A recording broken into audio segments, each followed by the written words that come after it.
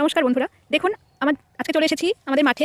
যে আমার জেঠু এই হাফ কাটা জমির মধ্যে কত সুন্দর অনেকগুলো সবজি চাষ করেছে, সেগুলোই আজকে আপনাদেরকে দেখাবো। প্রথমেই আছে পেঁয়াজকলি, অনেক সুন্দর সুন্দর পেঁয়াজকলি আছে এখানে। এখানে চাষ করেছে বিট, মাটির নিচে আছে বিট, এখনো তোলার সময় আসেনি। আর এখানে আছে কিছু লাল শাকের চারা। আর সর্ষে ক্ষেতটা তো প্রথমেই দেখলেন, এই ক্ষেতের মাঝেও কিছু কিছু সর্ষে গাছ হয়ে আছে। হ্যাঁ, তারপরে দেখাই আপনাদেরকে মটরশুঁটি গাছে দেখুন কি সুন্দর ফুল এসেছে। এদিকে আছে গাজর গাছ, গাজরও এখনো তোলার, হ্যাঁ বড় তো হয়ে গেছে। কিছু কিছু গাজর আমরা তুলি নিজেরা খাওয়ার জন্য। এখানে আমার জেঠু আছে, আমার জন্য পেঁয়াজকলি তুলে দিচ্ছে। আর এখানে আছে ধনেপাতা গাছ আছে কিছু। এখানে আছে পালং শাক,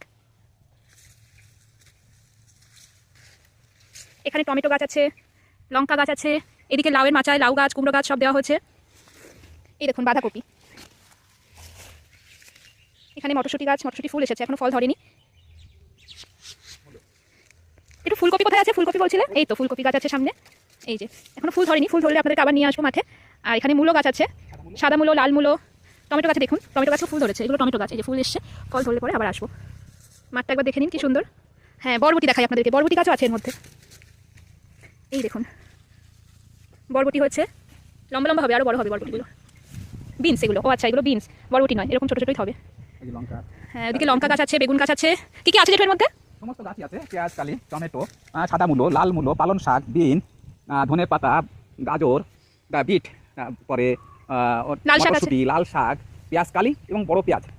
আর সর্ষেটা ফুল খাওয়ার জন্য, মূলত সর্ষে ফুল খাওয়ার জন্য দুটো একটা গাছের মধ্যে লাগানো আছে।